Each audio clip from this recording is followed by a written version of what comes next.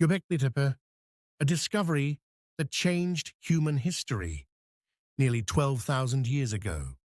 There were no cities, no agriculture, yet massive stone pillars stood on this hill.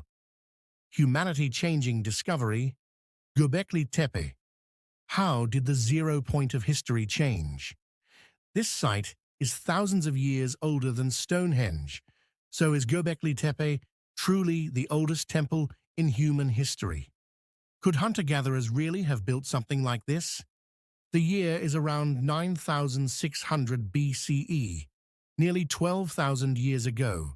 There is no pottery yet, no agriculture, no metals, no cities. Could religion, belief, and sacred spaces have appeared before urban life? Then who raised these massive stones? Each pillar weighs 8 to 10 tons. How were they moved to the top of the hill? And after thousands of years of use, why was the entire site deliberately buried? What happened that caused Göbekli Tepe to disappear beneath the earth? Questions like these show that Göbekli Tepe is not just an archaeological site. It is one of the greatest mysteries in human history. Göbekli Tepe offers remarkable insights into the spiritual life of hunter-gatherer communities who lived without agriculture or permanent settlements. It shows that early humans did not live a primitive life without beliefs. On the contrary, they had complex spiritual ideas. They built monumental structures to express those beliefs, and they used rich symbolic imagery. In other words, humans may have built temples before they built houses. But where did the stones come from? Researchers believe the massive pillars were carved from single blocks of limestone, taken from nearby plateaus, and then transported to the hill. Half-finished pillars can still be seen in the quarry. The main tool was flint. Some pillars reach nearly 7 meters in height. Geophysical surveys suggest that nearly 300 pillars were used across the structures discovered so far. First, the stones were transported. Then they were raised upright. And this happened before the invention of the wheel. The power behind this achievement was human cooperation, large groups working together, a coordinated effort.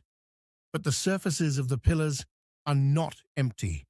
They are covered with carvings, snakes, foxes, wild boars, birds.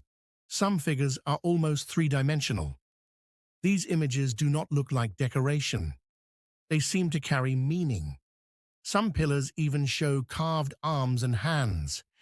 Because of this, many researchers believe the T-shaped pillars represent stylized human figures. Archaeologist Klaus Schmidt, who directed excavations for many years, strongly supported this interpretation. But other ideas also exist. Some scholars think the carvings may form a symbolic system. There are even theories suggesting they could represent a very early form of communication. Some call them a possible ancestor of hieroglyphs. It is an exciting idea, but clear proof remains difficult. Still, the biggest question remains: why was Göbekli Tepe built? Many historians emphasize that the site does not appear to have been a settlement. Instead, it may have served as a ritual center, a place for gathering and worship. Some researchers believe it may even have functioned like a pilgrimage site during the Neolithic period. Others point to possible funeral rituals. Another clue emerged in 2017, when archaeologists reported human skull fragments that had been cut and drilled. This may indicate ritual practices involving the dead. There is another theory: large communal feasts, shared labor, shared memory. Researchers Oliver Dietrich and Jens Nordhoff have discussed the possibility of large ritual gatherings connected to food and celebration. This suggests that the site might not have been only sacred. Perhaps what was sacred was the community itself. But then comes the most puzzling question of all. Why did people bury Göbekli Tepe? Archaeological evidence shows the monuments were not destroyed. Instead, they were carefully filled with soil, stones, and debris. Tons of material were deliberately placed inside the structures. This was not an accident. It was a decision. Radiocarbon data suggests the burial happened sometime between 10,000 and 9,000 BCE. But even here, uncertainties remain. Some samples date the burial rather than the construction. Older materials may have been mixed into the fill, so the timeline is still debated. Which structures came first? Which came later? Were they built all at once? Many questions remain unanswered. The importance of Göbekli Tepe is not only that it is ancient. Its importance lies in how it changes our understanding of history. For a long time, scholars believed the sequence was simple. First came agriculture, then permanent settlements, then temples. Göbekli Tepe challenges that idea. Some historians now suggest that gatherings at religious centers may have helped lead people towards settled life. In other words, the temple may have come before the city. Today, only a small part of the site has been excavated. Yet geomagnetic surveys show that much more remains buried underground.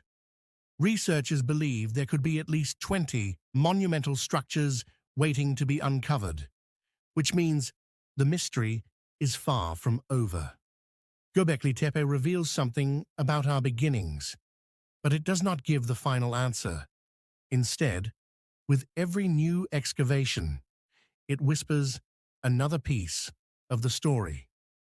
For many years, archaeologist Klaus Schmidt summarized the importance of the site with a simple idea. First came the temple, then came the city. As long as only a small fraction of this extraordinary site has been excavated, we may never know for certain why it was built or why it was buried. Future research will continue to shed light on these mysteries and on a critical stage in the development of human societies. But one thing is clear: Göbekli Tepe still has many secrets waiting to be revealed. So what do you think? Why was Göbekli Tepe buried? A change of belief? A forgotten catastrophe? Or a reason we still do not understand? Let's discuss in the comments.